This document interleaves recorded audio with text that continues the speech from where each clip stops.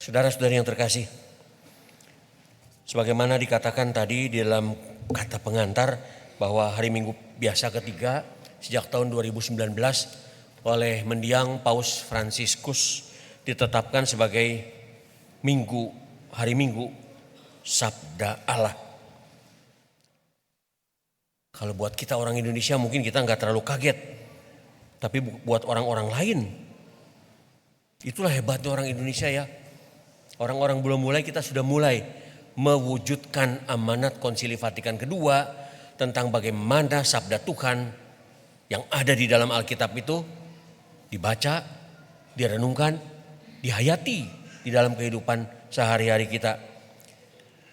Ada 4 tujuan yang disampaikan oleh Bapak Suci pada waktu itu. Pertama, melalui penetapan hari Minggu biasa ketiga sebagai hari Minggu Kitab Suci, Gereja ingin mengajak kita umat Katolik semakin mempererat relasi kita dengan Tuhan melalui sabdanya.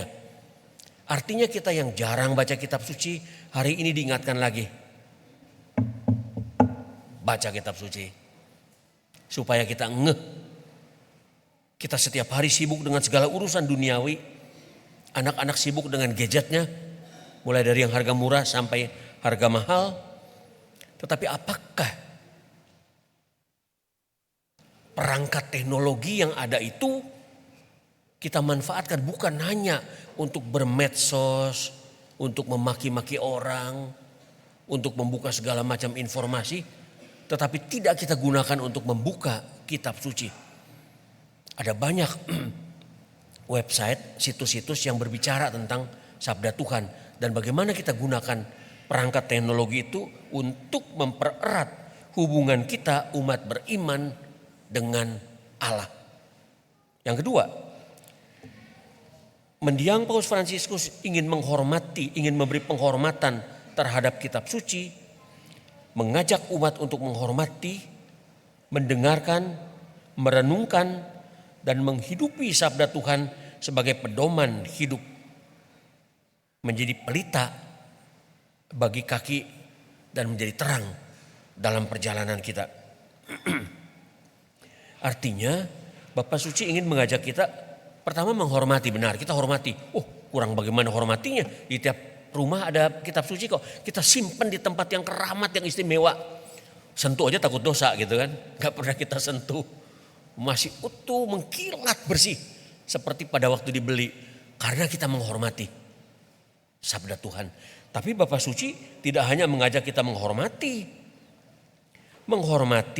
mendengarkan melalui ekaristi atau di dalam keluarga dibacakan, ada yang mendengarkan, merenungkan dan menghidupi sabda Tuhan itu di dalam tindakan nyata sehari-hari. Ini yang tidak mudah. Kita baca kitab suci, kita rayakan ekaristi, kita renungan macam-macam, tetapi hidup kita tidak diwarnai oleh sabda Tuhan. Yang ketiga, saudara-saudari yang terkasih, Paus ingin mengajak kita agar melalui hari Minggu Kitab Suci, kita ini menyadari bahwa kita semua dipanggil untuk tugas perutusan misioner. Sabda Allah dipandang sebagai kekuatan yang memanggil kita semua untuk menjadi misionaris, menjadi utusan, menjadi petugas untuk mewartakan sabda Tuhan. Yang memilih hidup menjadi misionaris boleh, tapi yang tidak pun bisa melakukan itu. Berkarya misi melalui sikap hidup sehari-hari yang diwarnai oleh sabda Allah. Yang keempat, dalam kerangka gerakan ekumenis, gerakan bersama umat Kristiani sedunia, perayaan ini dipilih bertepatan di dalam pekan doa sedunia untuk persatuan umat Kristen. Ditempatkan di antara ini supaya kita menyadari bahwa bagaimanapun juga kesatuan umat Kristen menjadi hal yang paling penting bagi kita. Sama-sama membaca kitab suci, sama-sama mempunyai kitab suci yang sama, tetapi kita saling ribut satu sama lain gereja satu dengan gereja yang lain terpecah-pecah. Bukan itu yang menjadi harapan dari Kristus sendiri. Saudara-saudara yang terkasih, hari Minggu Sabda Allah menjadi saat bagi kita untuk bertransformasi, berubah menjadi manusia yang akrab dengan Sabda Allah itu. Maka kita jadikan momentum hari Minggu ini untuk kembali mengingatkan kita, jadikanlah Sabda Tuhan, Sabda Allah di dalam kitab suci menjadi panduan hidup kita. Hari ini kita mendengar di dalam bacaan pertama bagaimana kitab Nabi Yesaya paralel dengan Injil Matius. Di dalam kitab Nabi Yesaya digambarkan bagaimana tanah Zebulon dan tanah Naftali di kemudian hari, tanah yang tidak dipandang istimewa itu di kemudian hari akan memuliakan Tuhan, dan bangsa-bangsa yang tadinya tidak mengenal Tuhan akan mengenal Tuhan melalui sang cahaya yang datang. Dan itu dibuktikan ketika Yesus datang di dunia ini. Digambarkan bagaimana Yesus berada di tengah bangsa-bangsa, dan di Injil hari ini diperlihatkan bagaimana Yesus tidak berkarya di Nazaret, tempat dia dibesarkan, tapi pergi jauh dari Nazaret ke daerah Naftali dan Zebulon, yaitu ke pinggir Danau Galilea, ke Kapernaum. Maka Kapernaum itu ada di atas, sedangkan di sinilah kalau bayang sini peta Israel, ada di sini di sebelah Sungai di sebelah Danau Galilea, dan Nazaret itu di sini. Yesus enggak mau di sini mewartakan kabar sukacitanya, tapi dia pergi ke tepi Danau Galilea. Dan di kota di tepi Danau Galilea itu, di Kapernaum, ada begitu banyak terjadi mujizat. Di tempat itulah, di tempat yang tidak dipandang di dalam perjanjian lama, namun seperti yang dinubuatkan oleh Nabi Yesaya, bahwa dari Zebulon dan Naftali mereka akan menjadi bangsa, menjadi umat yang istimewa. Di tempat itulah orang-orang percaya pada Kristus. Maka di tempat itulah banyak orang-orang disembuhkan, dipulihkan, diampuni dosa-dosanya. Di dekat tempat itu juga di tepi Danau Galilea, Yesus memanggil 4 orang murid istimewanya. Andreas dan Petrus, Yakobus dan Yohanes. 1, 2, 3, 4. Gelap nggak kelihatan. Besok datang lagi ke gereja supaya lihat terang. 1, 2, 3, 4. Petrus, Andreas, Yakobus, Yohanes. Di tempat itulah dipanggil. Saudara-saudara yang terkasih, bacaan kedua, Rasul Paulus di dalam suratnya kepada jemaat di Korintus menasihati umat di sana. Aku menasihati kamu demi nama Tuhan kita Yesus Kristus, supaya kamu seia sekata. Jangan ada perpecahan di antara kamu. Hendaklah kamu erat bersatu, sehati, sepikir. Jangan ada percekcokan, aku kelompok Paulus, aku kelompok Apolos, aku golongan Kefas, aku golongan Kristus. Semua rukun bersatu menjadi satu tubuh Kristus. Bacaan kedua sangat pas, kontekstual dengan situasi keuskupan kita yang dalam 1 minggu terakhir ini begitu banyak fitnah diproduksi, diviralkan, yang berbicara tentang sesuatu yang tidak ada buktinya sama sekali. Siapa yang memproduksi? Orang-orang yang berniat jahat. Siapa yang punya niat jahat itu? Bisa orang yang tidak berjubah, bisa orang berjubah, bisa rakyat biasa, bisa yang pangkatnya tinggi. Sebagai orang Katolik, setiap hari membaca seperti itu di medsos. Setiap hari orang mengirimkan bertanya tentang apa yang terjadi. Malu, Malu bukan main.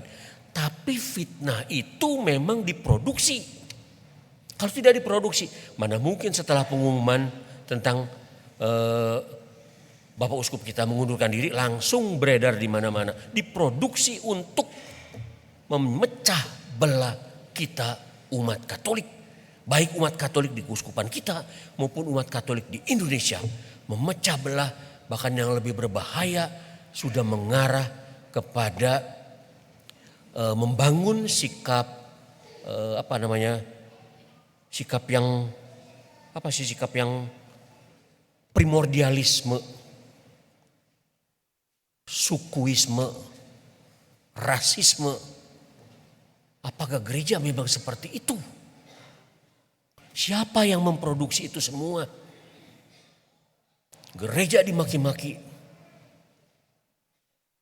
para uskup dimaki-maki, KWI dimaki-maki, diarahkan juga ke perpecahan antar suku. Sadarkah kita semua ketika kita ikut mereupload semua itu di medsos kita, terserah apapun juga, kita tangkap, oper lagi supaya semakin viral kemana-mana. Sadarkah kita dengan sikap memecah belah kita itu justru semakin membahayakan kehidupan menggereja? Apa yang dikatakan Rasul Paulus sore hari ini kontekstual dengan situasi kita. Mari kita bersatu. Tidak mungkin gereja mencelakakan umatnya. Tidak mungkin gereja mencelakakan uskupnya, romonya. Gereja bertindak sebagai ibu yang baik. Ibu yang baik mengasihi anak-anaknya. Tapi ibu yang baik juga berani menghukum anak-anaknya yang tidak beres, yang tidak benar. Apapun pangkatnya. Tidak pandang suku, tidak pandang bangsa, tidak pandang latar belakang. Salah is salah. Benar is benar. Kalau orang yang salah setinggi apapun pangkatnya mau dibiarkan. Kan tidak bisa. Mari kita bersatu kembali. Jangan terpecah belah oleh segala macam medsos yang memanas-manasi kita. Jangan ikut-ikutan memforward segala berita yang sepihak. Gereja tidak mau mempermalukan orang. Maka ketika dituntut, ayo terbuka, ayo terbuka. Apakah semua hal harus dibuka? Apakah kalau dibuka kita siap tidak malu? Ibu yang baik, gereja tidak akan mempermalukan anaknya dengan cara yang tidak pantas.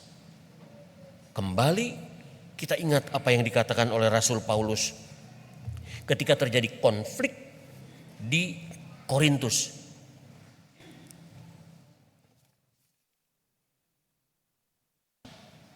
Mari kita seia sekata, jangan ada perpecahan di antara kamu. Hendaklah erat bersatu, sehati, sepikir. Tidak lagi merasa aku golongan Apolos, aku golongan Kefas, aku golongan Paulus, dan lain-lain. Aku orang Katolik Jawa, aku orang Katolik luar Jawa, aku orang Katolik luar negeri, dan lain-lain. Aku imam dari sini, kamu imam dari situ, aku uskup dari sini, kamu uskup dari situ. Ketika Tuhan memilih, dia percaya bahwa pilihannya untuk kebaikan umat setempat. Tidak ada pertimbangan apapun juga di dalam gereja yang memecah belah umatnya, karena apa yang dikatakan Rasul Paulus menjadi pegangan bagi kita semua. Mari kita bangun kebersamaan. Mari kita bersaudara kembali. Jangan dipecah belah oleh apapun juga yang menguasai media sosial akhir-akhir ini. Amin.